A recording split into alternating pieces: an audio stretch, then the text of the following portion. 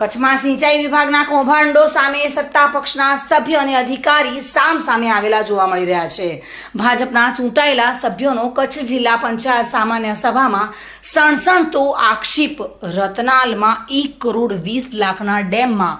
માત્ર 5 લાખ વાપરીને આચરાયો છે ભ્રષ્ટાચાર। કચ્છના 179 ડેમોમાં વ્યાપક ભ્રષ્ટાચારનો આક્ષેપ કરવામાં આવ્યો છે। થોડા સમય પહેલા કચ્છમાં સુજલામ સુફલામ યોજનામાં કૌભાંડ ખુલ્યું હતું। સુજલામ સુફલામ યોજનામાં કૌભાંડને લઈને રાજ્યની CID ક્રાઇમ ટુકડીએ ત્યાં ધામા નાખ્યા હતા અને સુજલામ સુફલામ યોજનામાં કૌભાંડની તપાસ થઈ નથી તેવામાં ખુદ સત્તા પક્ષના સભ્યના ખુલ્લા આક્ષેપથી મુદ્દો ગરમાયો છે અને સત્તા પક્ષ અને વિપક્ષના સભ્યો સાથે મળીને ભ્રષ્ટાચાર આચરતા અધિકારીઓ વિરુદ્ધ ઠરાવ પસાર કર્યો છે। આજે સામાન્ય સભામાં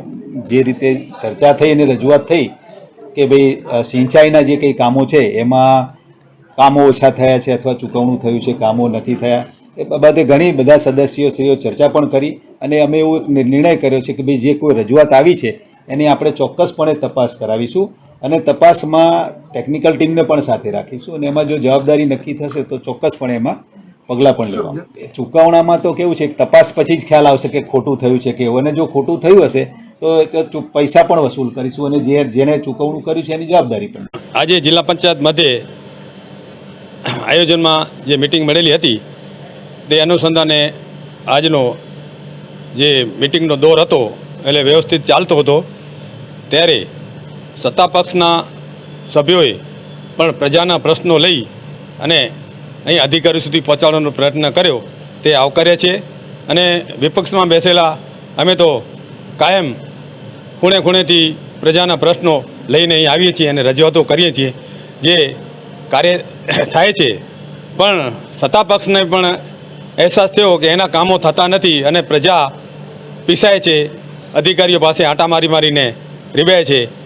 તેઓ આજે સત્તા પક્ષના સદસ્યોએ પણ ખૂબ સરસ રજૂઆત કરી, એને પણ અમે આવકારીએ છીએ અને આજે જે ભ્રષ્ટાચાર વિશે સિંચાઈ રોડ રસ્તામાં જે ભ્રષ્ટાચાર થયો છે અને સિંચાઈના કાર્યોમાં જે ભ્રષ્ટાચાર થયો છે, 50 લાખ કરોડ રૂપિયાના કામો છે એ 5-10 લાખ રૂપિયામાં આટોપી અને એક કન્સ્ટ્રક્શન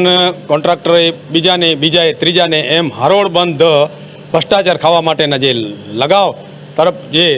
પ્રયાણ કર્યો છે બધાએ, તે આજે જે આ સત્તા પક્ષના નામાંકિત અમુકને નામ ન લેતા પણ જે રજૂઆત થઈ છે તે જોરદાર થઈ અને આજે એક ઐતિહાસિક બનાવ જિલ્લા પંચાયતમાં થયો કે સત્તા પક્ષના અને વિપક્ષના બધા સદસ્યોએ સાથે મળી અને પ્રમુખશ્રી અને DDO સાહેબશ્રીએ આજના આ ભ્રષ્ટાચાર વિરોધી અધિકારીઓ વિરુદ્ધ ઠરાવ રજૂ થાય એવી એક બહુ સુંદર રજૂઆત ધ્યાને લઈ અને આજે ઠરાવ પસાર કરવામાં આવ્યો। કચ્છથી સંજય ગોહિલ સાથે bureau report, today Gujarati news.